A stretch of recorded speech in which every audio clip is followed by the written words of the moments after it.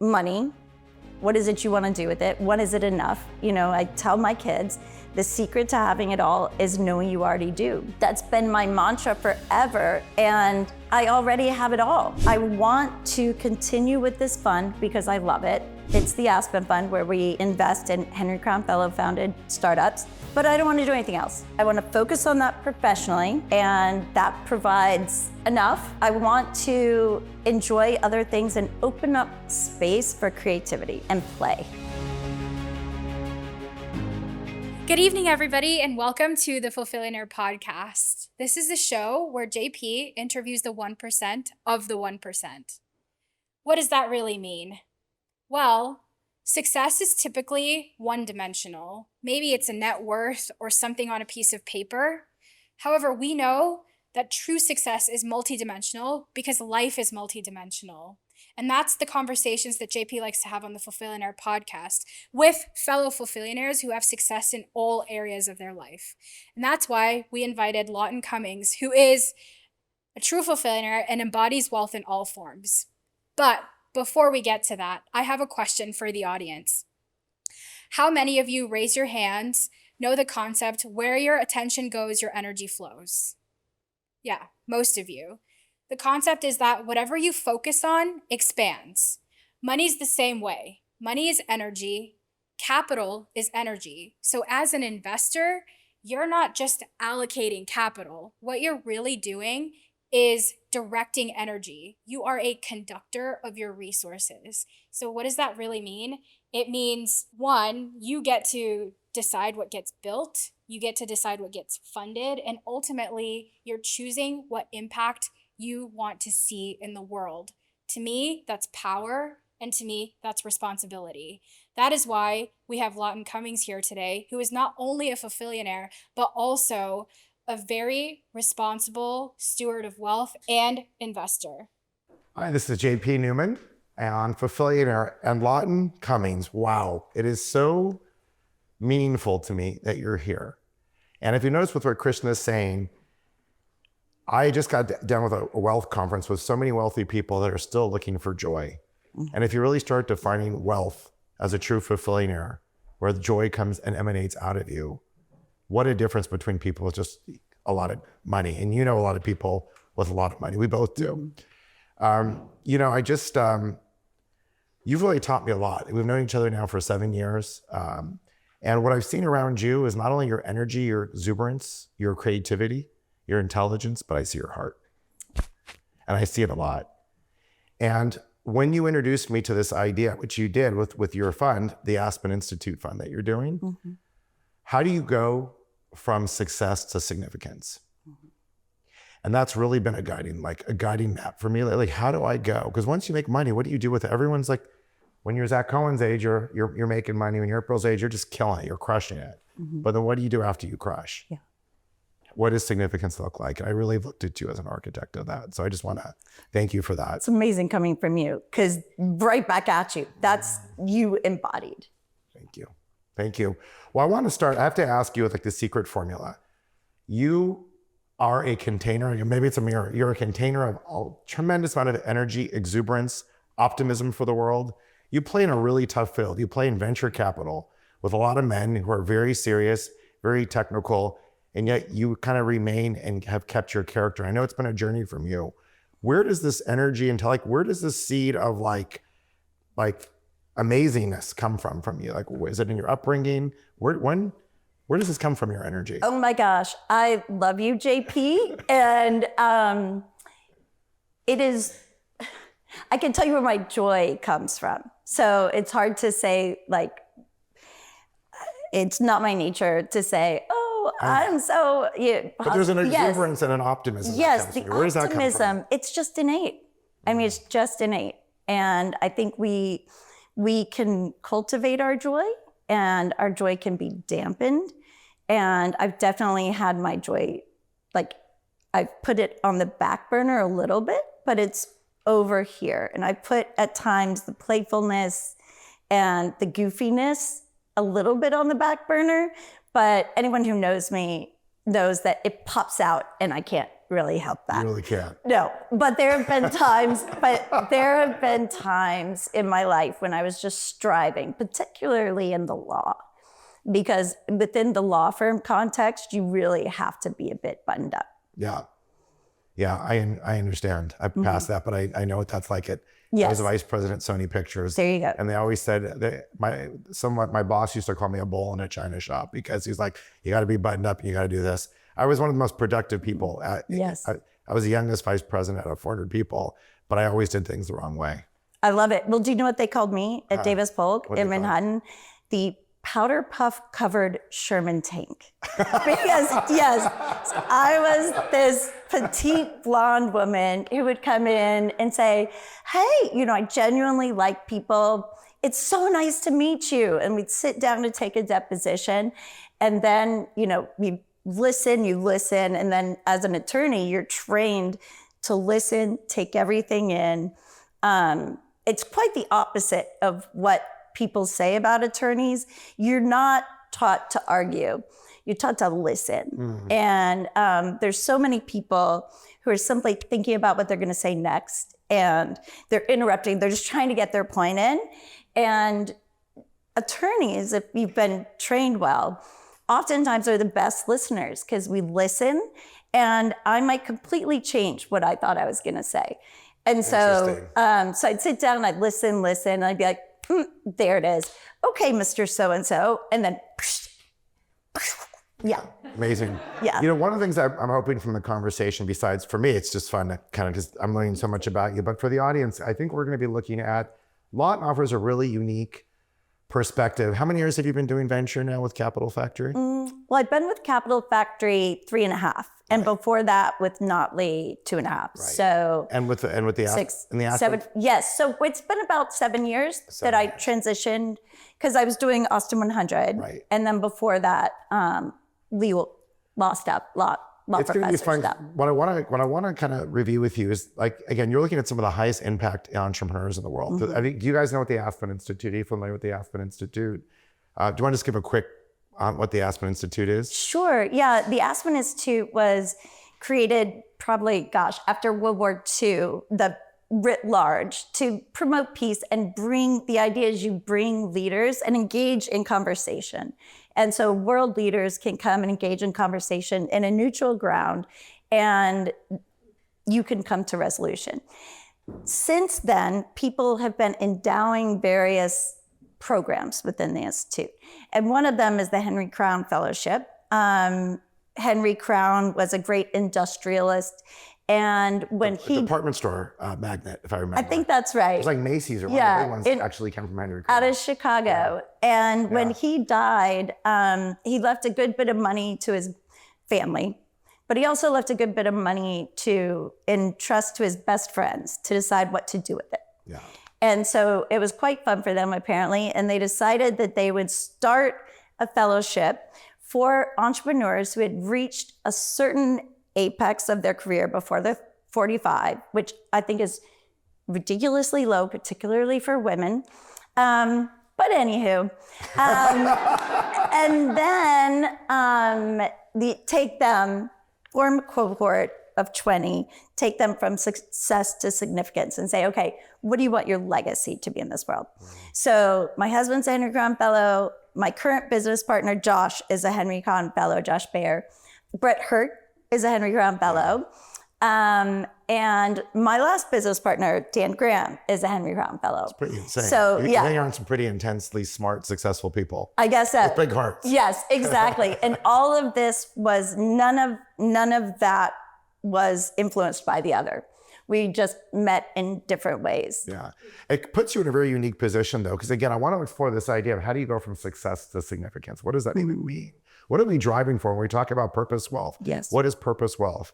Also, pattern recognition. Mm-hmm. I mean, you are being pitched things all from like the smartest people. To be a Henry Crown Fellow is, I forget what the minimum threshold of success is, but it's something crazy. It's something crazy. Yeah. Like, this is elite of elite. So she's now taking pitches from the elite of the elite of the next business ideas that can transform the world. So I think in this episode, you're not only going to learn, like, I'm curious, like, what are you seeing in the patterns of super successful people and also the impact? These are impact entrepreneurs. So Yes. I'm really looking forward to kind of exploring that fun with you. And, you know, you've done it all without sacrificing. I know you live a fully lived life. You are a fulfillionaire. I mean, your kids are absolutely amazing. Your husband's amazing. And so you seem like so many people say, especially as a woman sometimes, what do you have to sacrifice to play within a man's world? And you seem like, and I'd love to chat with you about this. Like, Let's do it. You seem to have found those points without having to sacrifice. Oh, the things I that have matter to you most. sacrificed though Yeah. for things, and it's been a progression. I mean, from the outside, it looks that way, but I definitely was sacrificing my health, and that's something that I've had to learn. I just going back, my dad was third generation doctor, physician. So he was a heart surgeon, and this kind of came from this educated, wealthy family. And he died right before my 15th birthday, and suddenly. And my parents were divorcing at the time. They had a really tumultuous marriage, really like fighting constantly. My mom would grab us and run and say, we're not going back. And then of course, go back. And then I adored my dad. So I was staying with him. Then he died and we moved with my mom. She had gone into real estate and was in commercial real estate. And what city is this? She had moved to Beverly Hills. We were living in outside of Houston, with my dad.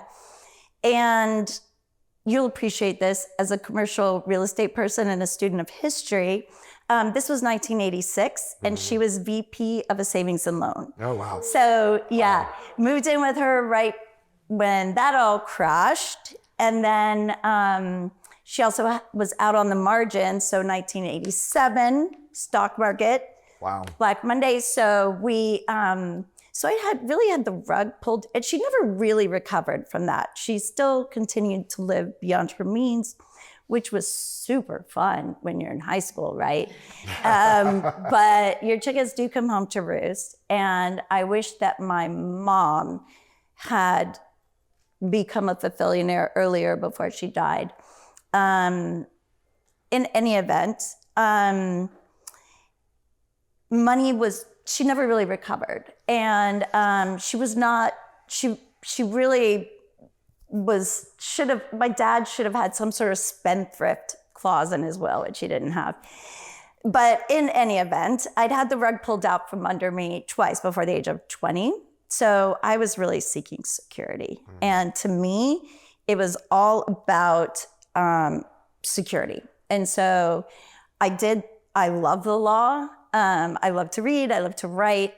Back in the day, I thought I'd be a writer. But then I'm like, ooh, law school, meritocracy, right? Like I can trust my brain and my ability to crank, right? Because I can grind and I know I'm smart. That's for me. Then wrapping yourself up in the accolades, right? That'll keep you safe. So it's like, okay, I got to get like top of my class. I got to get the best federal clerkship. I need to go to the best firm.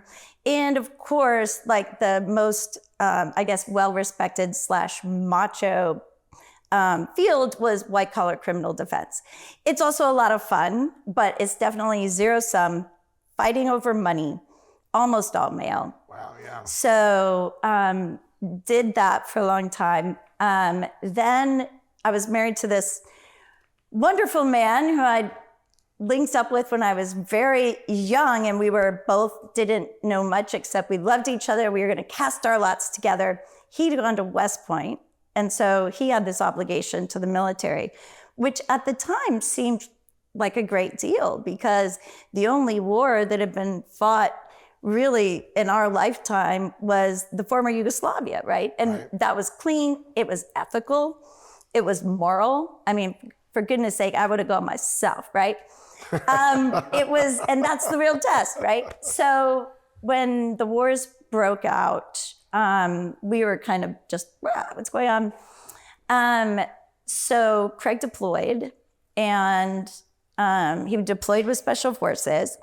He had been at grad school at Columbia and was teaching at West Point. And so he'd gotten his PhD, so he owed extra time to the military since they sent him. And so he was doing, as the intel officer, capture and kill missions every night in Afghanistan. I had 2 little kids. This was before FaceTime, and Skype was kind of sketchy.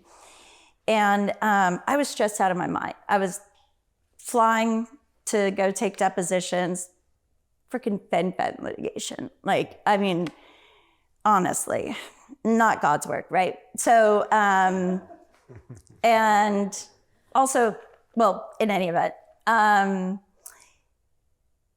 was at the end of my rope, and I thought, okay, Lawton, what could afford a better lifestyle? And that was simply being able to be with my kids more and less stressed, because when I would fly, it was really hard. They were little people.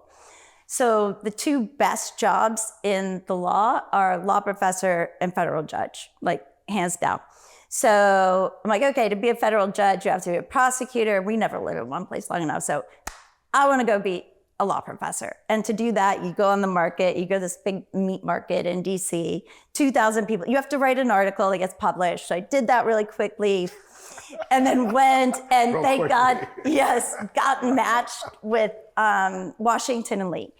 And so I moved us there, and Craig was deployed, and got a house, and was happy as a clam, still very stressed. But Craig came during like leave time and was like, whoa, when are you gonna get sick of this restaurant? I was like, isn't it great? I don't know, what about you? He's like, I am sick of this restaurant. I was like, oh no. So he then returned and was at the NSA. And so he was commuting 4 hours, and he's like, I just can't do it. I had no help with the kids. So I took a visiting role at George Washington. All this time teaching, writing, scholarship, going to conferences. I loved being with my kids, so I was momming it. And that's when I got cancer the first time. So it was me, my body, they say the body keeps the score. Yeah. And I was paying the price. How old were you? 37. And it was the really aggressive kind. And I'm convinced that, I know you've had John Mackey here, and thank God for Whole Foods. But my generation, and I know Janet knows the most about this than anybody in the room, that we were drinking the milk with the hormones in it. And the estrogen, they were giving the cows so they would lactate year round instead of just during calving season. So girls were getting boobs at 9, and the 37-year-olds were getting this really aggressive form of breast cancer.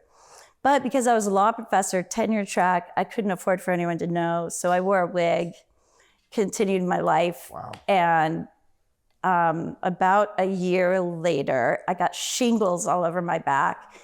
And I went into the ER, and she told me I had shingles. And I'm like, how? That's for old people or people with bad immune systems. And she's like, well, you said you finished up chemo. And I was like, yeah, but I've been out for, probably hadn't been a year, but she's like, you're under stress. And I'm like, well, no, I didn't really have the understanding that how you handle stress, just because you're presenting yourself to everyone else, that your body is absorbing it. And she's like, she asked me 3 questions. How much do you sleep? What do you eat? And do you exercise? And I had really bad answers for all 3. Like, no sleep, no exercise. I eat what's left on the kids' plates after I feed my toddlers. So she's like, you're gonna get this again if you don't stop. So it's a heavy thing to say, wow. Yeah, so I went to take a leave, and then at the lunch with my dean, I'm like, I know myself, I have to protect myself from myself.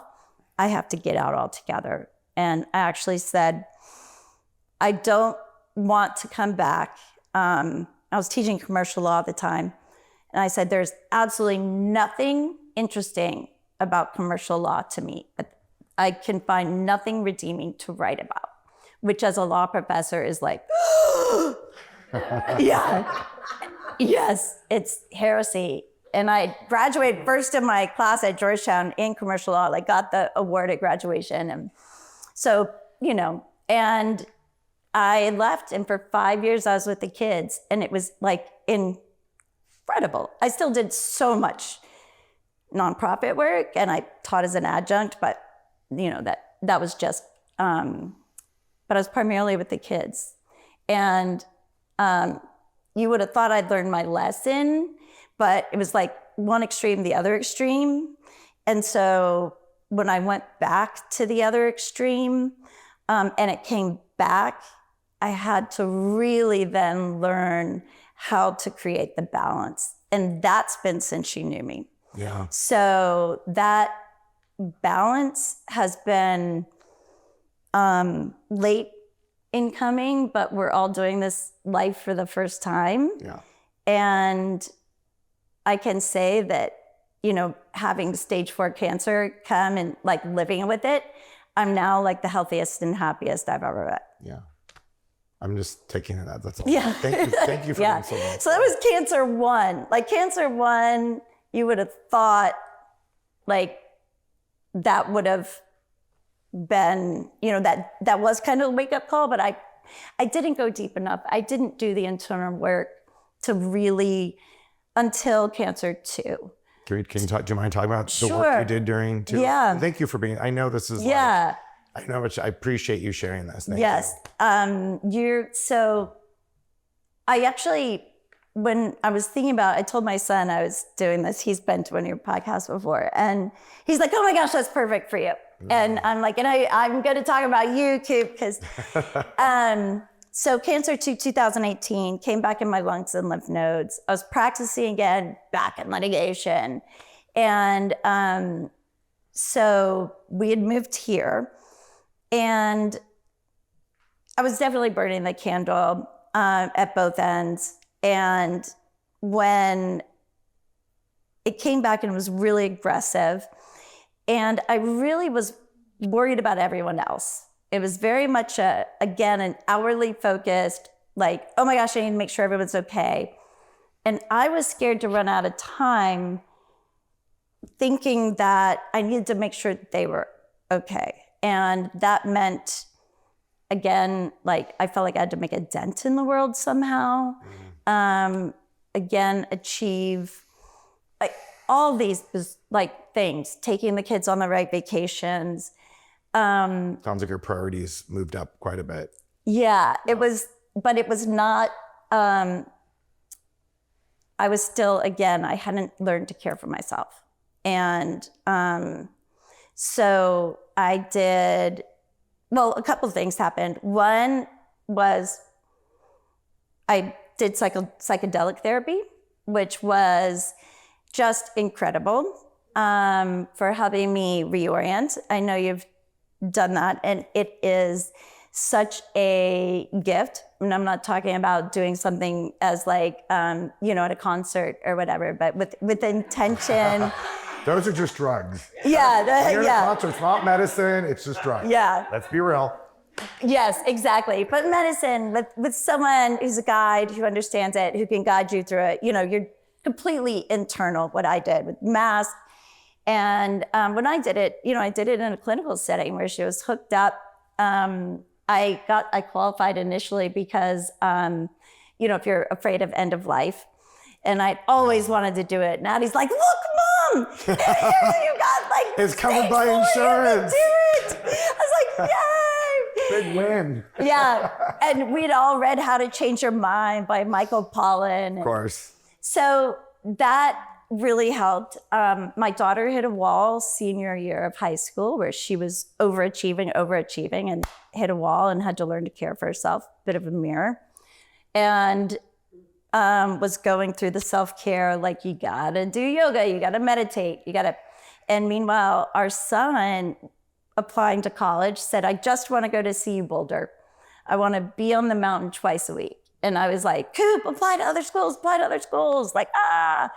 And doggone it, that kid has had the best experience, and he is on the mountain twice a week, often before dawn. Incredible. So I've gone back to my roots about why I went into investing in the first place, why I focused on AI in the first place, which was not AI. Before that was the brain, and before that it was consciousness, and God and quantum physics. And also I was with the most incredible guide who taught me about how to embody what you want to be. So she was talking about David Hawkins' framework for, it's the vibrational energy of your consciousness. And when you say, I can't, it's fear-based. This is so up your alley, JP. If you ever read this book, you just did that. What's the book? Power over force. Okay. And he says, so she basically said, okay, what is it you're seeking? I'm like, well, I'd love to go to yoga 3 times a week. Basically like, can't do it, right? She's like, okay, so do this exercise. And she has like the grid. The bottom vibration is fear. And as you know, you can measure like people's energy that they're emanating. And so it's, I can't go. She made me say it out loud. I was like, I can't go to yoga. She's like, okay, now say, I won't go to yoga. And then the next level up is, I intend to go. Then I will go. Then she said, okay, now to get from will to doing it, what are you going to feel once you do it? What are you searching for? Love that. And I'm like, balance. She's like, okay, then say, I am balanced. I'm like, I am balanced. She's like, everything else flows from that. And so that's what I do now. I am balanced. So I'm a person who goes to yoga. And it freaking works. So now I've embodied that. It's just like your point about money. Yeah, like, what is it we're seeking to feel?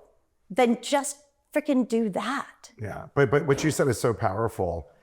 Stories. What stories do we tell ourselves? We all have some pretty, I just got done with a pretty powerful group here in town, and we went around the room talking about their money stories. I took them through a process that I do in the workshop. I'm surprised these people, they're like, I made 20 million, then I lost 10 million, and then I made 7 million, then I lost 4 million. I'm like, do you see like, what is the underlying pattern? And the underlying pattern in that case was fear of being targeted, fear of being famous, fear of being taken advantage of for having money. So imagine if you have this like underlying thing that you were told at 5 years old, like, don't be a target, or money means you'll be targeted. And you're walking around with that and you're trying to make money. Well, imagine how hard that gets. And like, you make it, you lose it. You make it, you lose it.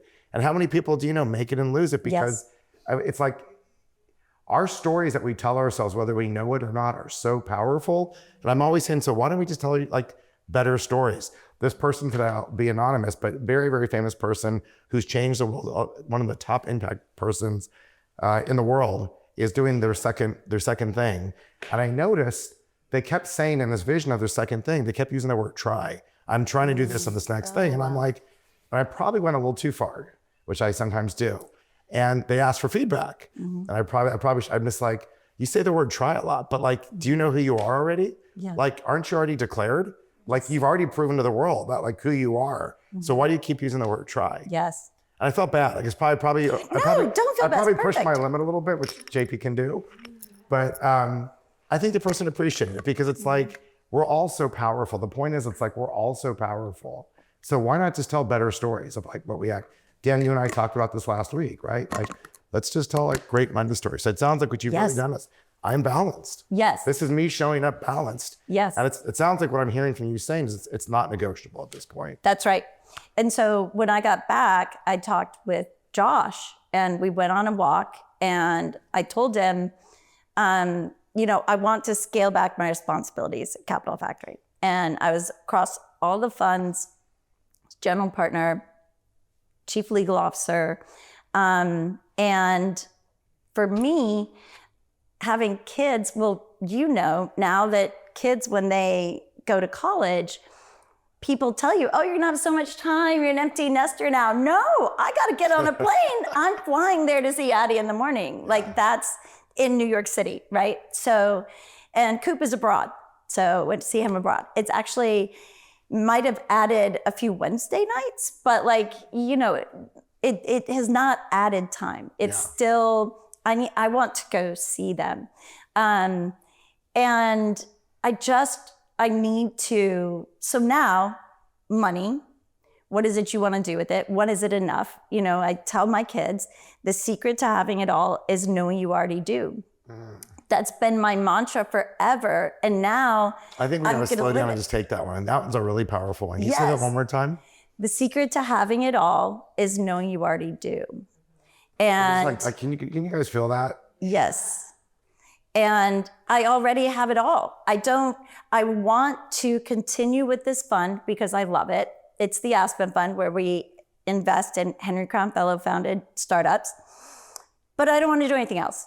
I want to focus on that professionally, and that provides enough to ongoing. We've already been building wealth in other ways, and I want to enjoy other things and open up space for creativity and play. And I've always nurtured my relationships, but I have not always nurtured my own health otherwise.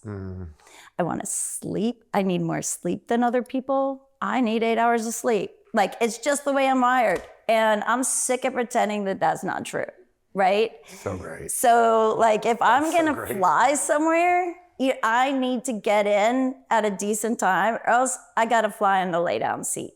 Because otherwise, like, I'm a grown ass woman at this point, and I'll just change my schedule and do it differently.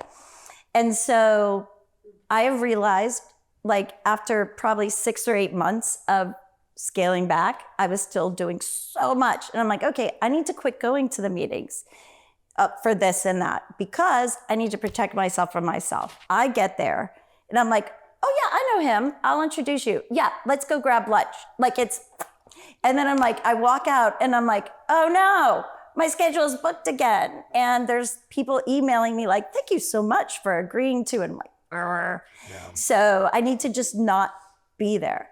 And so that has taken a while. On that note, a lot of people talk about time wealth. I talk about presence wealth. When I talk about presence wealth, everyone has the same amount of time. And it's not really a shortage of time, it's a shortage of presence. It's it's really a shortage of attention. I love that. And I love saying no. As I can tell you, if it's not like a 10 out of 10 for me, it's a no. And Cody protects me pretty well. She knows, because Cody gets the not interested in a very nice way. But more and more, I just find, like, if time is so precious, like, once you've acquired money, what's your most valuable commodity? Is your health and your time. When you're younger, you have lots of time. So if you want to be a good giver, give your time. As you get older, if you're lucky and you've accumulated some money, use your money to buy time through presence. So, like, the more I can actually say no to, then the things like being here with you and being here with all of you, this is a 10 out of 10 for me. This hits what I love in my purpose wealth. This is all my P's, my purpose wealth, my people wealth, community. This is presence wealth, just being with you. And this is play wealth for me.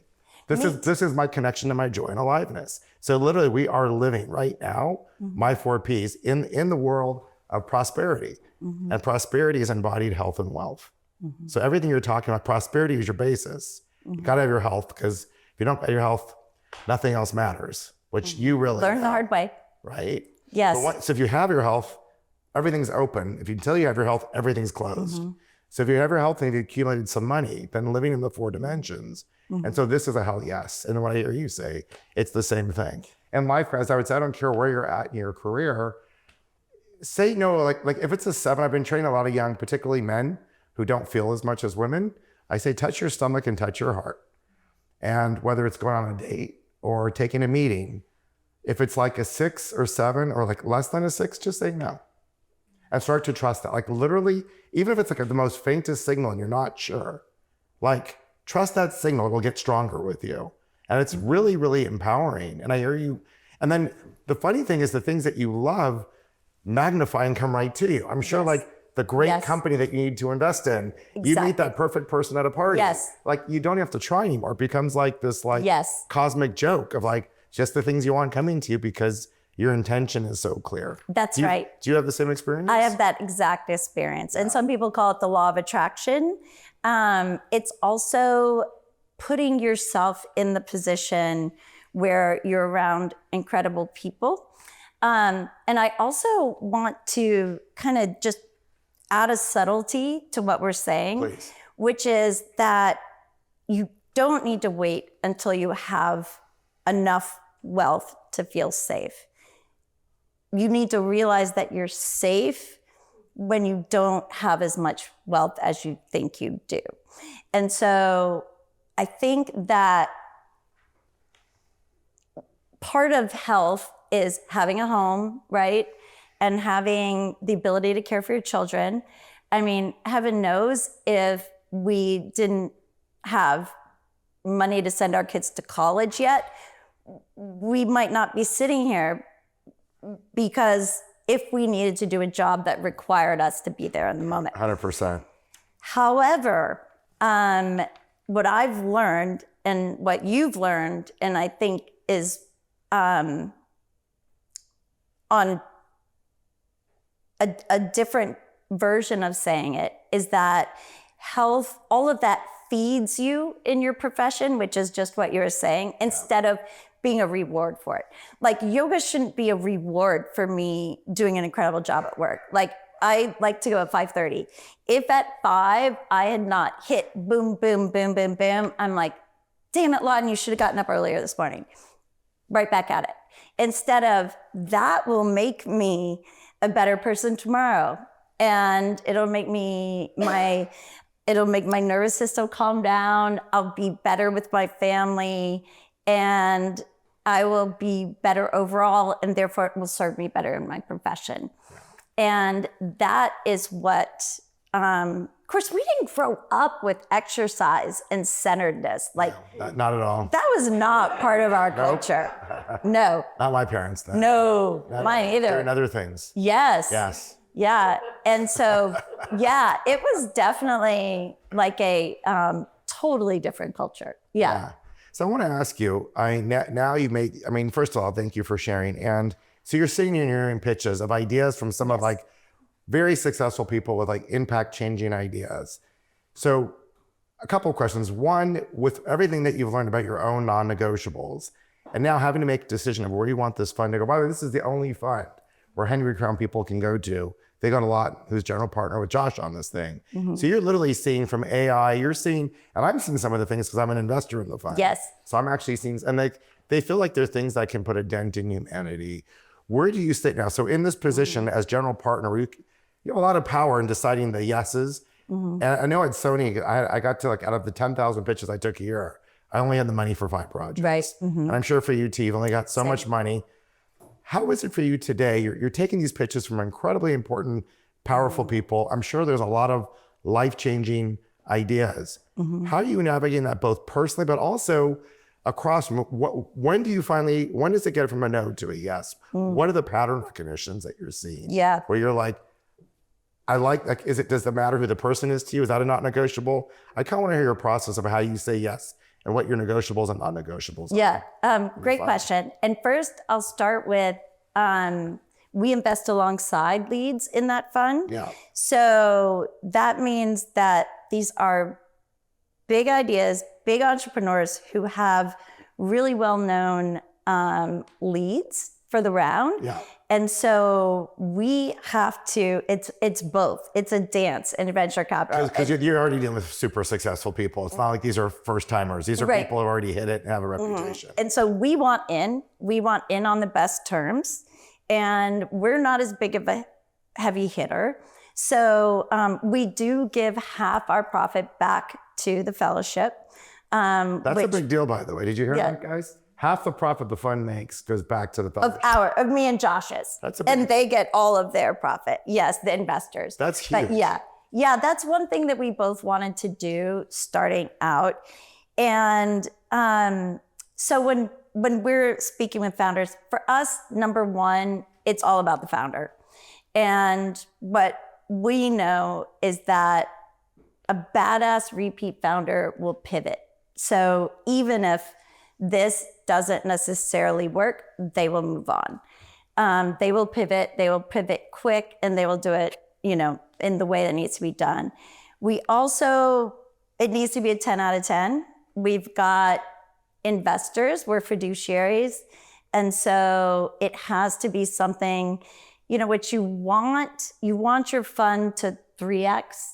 So in order to do that, if you invest in 30, you're counting on a lot of them just like either fizzling out or merging or getting bought for a 2x, but you need some 30x. And then you want one that's just like freaking badass. You want a unicorn. Everyone dreams of a unicorn. Yeah, you need a unicorn. It's the Hollywood version of a box office hit, right? Yes. You want your... Yes.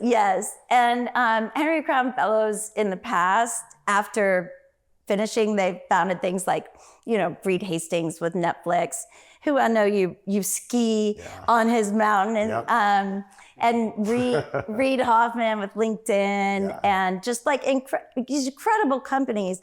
So now, you got this incredible founder.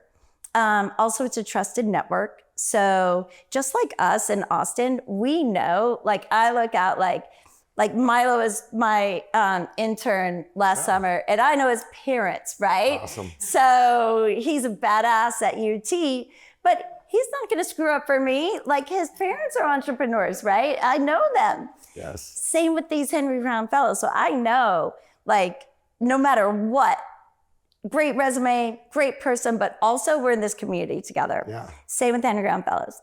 You and me, there are people, we know if there was something bad going on there, I'd know it, right? Yeah. And because we're in this repeat player community. Yeah, I've seen, how many Henry Crown Fellows are there? There's 500. If you guys actually if you want to go to their website to see who's on there, you'll recognize many of the names. These are the top people in the world, who have committed to entrepreneurship and impact. And the names, it's the name of names. So she gets to play at the highest level, which, by the way, as an investor, I don't mean to plug your fund, but as an investor, if I'm going to invest in a fund, it's great to start with someone who's never done anything, but why not go with someone who already has a track record? Yes. And the fact that your relationship and your network, this goes back to networks, can get you that access, because also, not only because of your access, because you hang around Henry Crown Fellows, it's the respect and the trust that you guys have established through years. And by the way, when you do a gesture and say, half the profit that I'm going to make personally and her partner Josh is going to make is going back, what virtue signal do you think that makes to a philanthropic? That's basically, its job is to generate the next version of the top entrepreneurs who believe that success leads to significance. Think about this virtuous cycle. Yes. And it could be crazy profitable at the same time. Yes. Again, as an investor, I'm like, hell yeah. There's it's just a win. Yes. That I see it. Now I realize there's risk. Yes. But that's the risk that I want to take. Yes. Yeah. I love it. And also, again, coming back to community, of our investors, 95% of them are Henry Crown Fellows or on the board of trustees. And so we ask people, would you be willing to advise? And so within the Henry Crown Fellow Network, they'll go out so-and-so, we're going to have them give a talk. And whoever, and then also within the LPs of Henry Crown Fellows, hey, will you be an advisor for this? So it's definitely a cycle. Yeah. And so it's working out really nicely. Of course, these things take time, right? Yeah. I mean, you know what it's like to raise a fund, and it takes so much time, and it's like this. But Capital Factor just had a huge unicorn. Yes. I mean, you had a couple of big unicorns. Yeah. Are you talking about Apptronic? Of course. Yes. I'm in that fund. Yes. Was it the largest Series A, or was it one of the largest Series A's? Yes, until Saronic just did the largest, but that was like a C or D or something. $950 million Series Yes. A. And we led robotics company that they led. Yeah. I just have a little PC of that. That's good. Yes, and we invested early. You did. Yes. I was invited to invest more, and I should have, but it's really exciting. So forget everything you know about Figure and Optimus, Apptronic. But you know what's cool about electronics? You guys don't, I don't It's true though. Yeah. It is true. But also and this is what's so great about you. I mean, can you imagine how old is Jeff? Jeff, he's younger. I mean, he's got to be like 40. Maybe he's 40. He's like the nicest guy. You met him, you'd say, he's a guy you want to hang out at the bar. You don't know that he's at a $950 million Series A. But when you're with him, and by the way, he's going to be one of the top, he will be, my prediction, like an Elon. He will be like an Elon Musk who will have that much impact on the world. And his heart, when we get like a dinner with Brett Hertzhaus, it's how is consciousness going to play in AI? And how can I make sure that AI stays conscious and pro-human? And you don't hear a lot of these tech bros talking in that language. And that's, again, somehow you attract these incredibly successful people that are embedded in consciousness and impact. Right back at you. So I want to ask you a question. So of the 30 that you have, what do you like one of the two that you're most excited about and why? Ooh, okay. 2. Okay, I'm just going to pick, if anybody is watching this and I don't name yours, forgive me, because I love you guys. So I'm going to give you a few. One of them is called Solo Funds. It is micro lending, and I've been with these guys since the beginning, and they had to go out and get the law pretty much, enforced in the right way in so many jurisdictions, because if you want to have microlending in a community, they're both incredibly successful Black men who came from families who were like, hey, I need $20 to go put gas in my car because I get paid tomorrow. And you do that with family. We're like, what if we do that on an app and people can give a tip? So I go on there and I say, hey, I'm going to make microloans of like $200. I'm going to put $5,000 in this account. And then people can come on and borrow, and then they can leave a tip if they want to. And then they pay it back solo, and people pay these back. This is banking for the unbanked. Are you guys following this? Yes. I always say you can always borrow money when you have money. And you know when you can't borrow money? That's right. From a bank? When you don't have money. Yeah. So this is like truly banking the unbanked. And you know what some incredible businesses are? I have a friend who has manufactured home lots. People used to call them, double wides or whatever, manufactured. Nobody misses that payment. Yeah, it's true. Because if that's what's keeping you, it's really people who are overextended, but they're not going to miss that house payment. Similarly with this. And so the tip is what people earn, and people tend to give a tip that's bigger than you would have earned on an annual basis. Yeah. You know the cool thing about that also, because I've actually heard this presentation, they're amazing. This has become quite large, guys. This is no longer a small business. The more you pay back, when you need $50 or $100, the more you pay back, your reputation score goes up. Exactly. And then you can borrow money for cheaper. Like you get to set your price. If you're a first timer, it's generally more expensive. Exactly. But then when you borrowed several times, every time you pay back, there's a value in paying back, and then you can borrow money cheaper the next time or leave a different kind of tip, and you're going to be the most. So again, you're rewarding the right things as opposed to, I still don't understand credit card debt. I think it's the most evil thing. In real estate, if I go above 18%, which is already high, I go to jail. Like Zach, we would go to jail at 19%, jail. Visa can charge the people who need the money the most, unbanked, 34, 42%. Like it's crazy. Slavery. And we allow that in this country, and I don't actually understand Same that. with paycheck loans. Right. Where people go, and that's their option. And same with like 90 days, same as cash furniture that then converts to like a crazy amount. Crazy amount. So we take the people who need it most and we charge them the most. That's right. Put them in a place where they can never repay it, basically. So it's like when you have a business for profit and for purpose, it will work. You will bring in the right people. Yeah. So that's one. Starlab, I love. Tell us about Starlab. It's exciting. Tell us oh my about gosh. it. So we're investors in Voyager space, which they do a lot of the low Earth orbit stuff. They do some for defense. They do. They invented the closing hatch, that the airlock, the Bishop airlock, that's used on all of the space. I guess. I don't know if it's all the spaceships, but I know for sure the ISS. And then they spun off what's called Starlab, which will be one of the low Earth orbit space stations to replace the International Space Station, which is about to be deorbited. So love that. Your work got a lot more interesting from suing people on fentanyl to space labs. I think you upgraded. Oh my gosh. I think you definitely upgraded. Thank you. Yes, me too. Oh my gosh. So when you have one thing I loved about the law practicing was everything was different. I love learning. So every case you'd go super deep into. Anything is interesting if you go deep. Like a toxic tort, you're like, oh, how does it seep into the ground? And fen, you're like, how is it that interacts to put a hole in your heart? However, just like so many things in our country, education, law, medicine, the way academia, they want you to become more and more and more specialized. And that becomes boring. There's nothing more like soul crushing than doing the same thing every day, right? Unless it's meditative, and I don't know, mowing your grass is like meditative. That'd be boring every day. Ask Jenna. I never mow the grass. I barely take the trash out.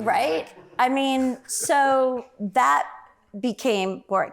Venture, you're on the edge of everything new, and it's constantly moving. So you're learning something different every time. Even if you're an expert in this area of technology, it is changing. It's probably changing too rapidly right now for us.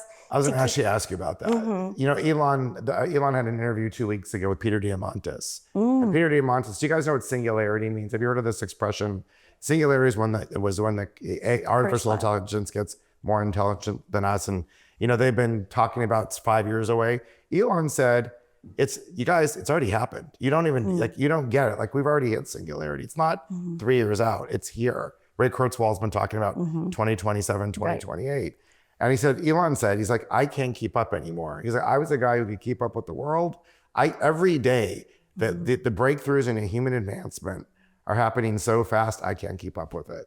And for Elon Musk to say that, you must be having some of that too. I mean, AI this, and then 4 weeks later, it's like, it's a better version of what you, are you finding that same experience? Oh my gosh, yes. And also like SaaS, remember when SaaS ate the world and software as a service?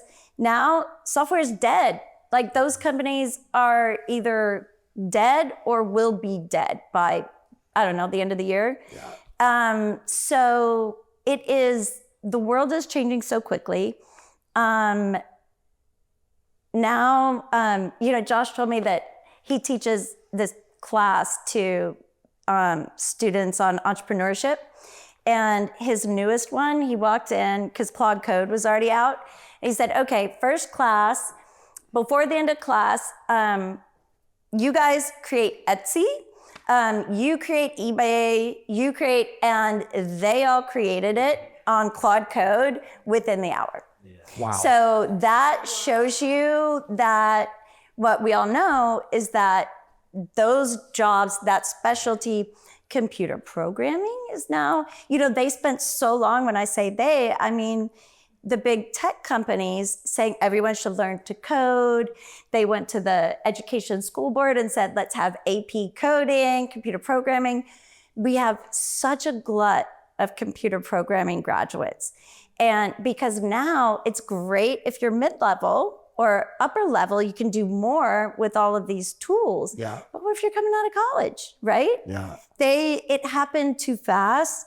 And my concern with the way it's happening is that if it happened all at once, it's happening too fast, but also too slow.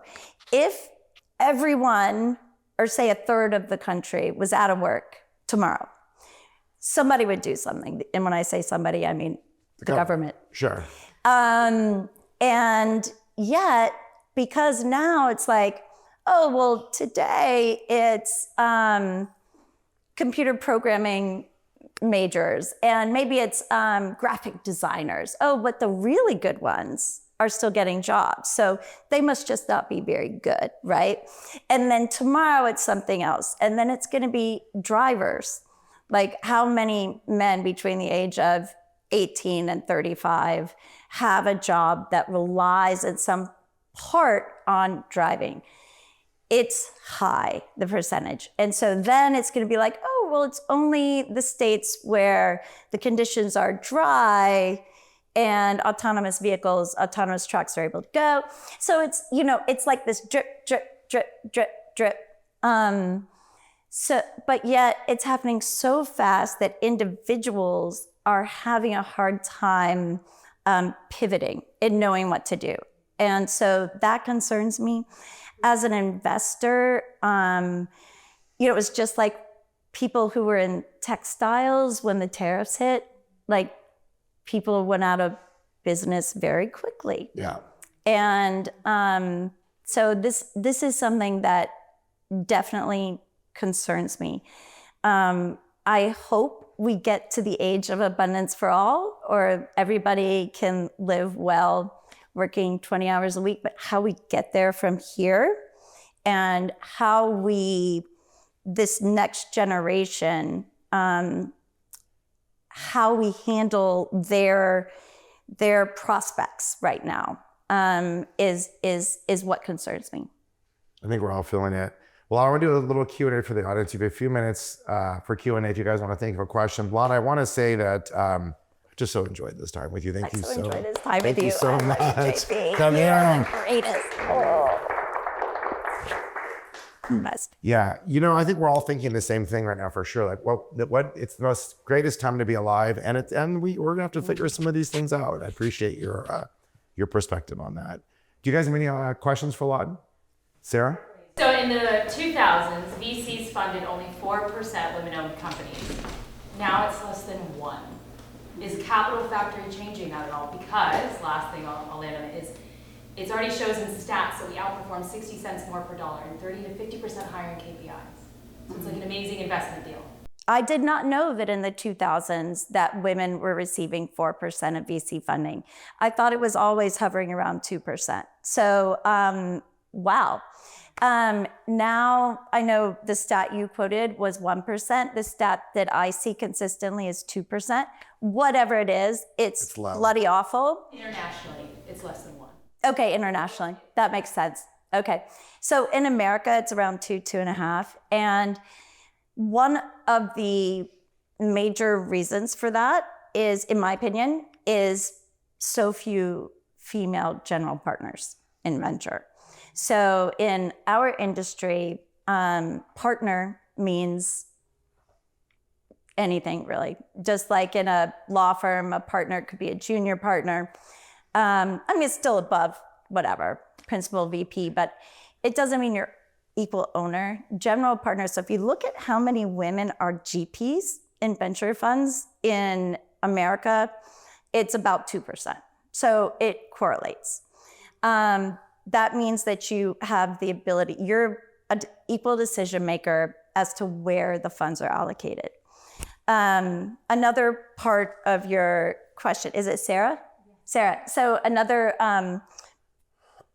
premise that your question was based on, which is also true, is that startups with women founders, with at least one woman as a founder, have about a 60% higher ROI. And so it is not a fairness issue. It is a success issue. I mean, it's also a fairness issue, but nobody gives a hoot about that.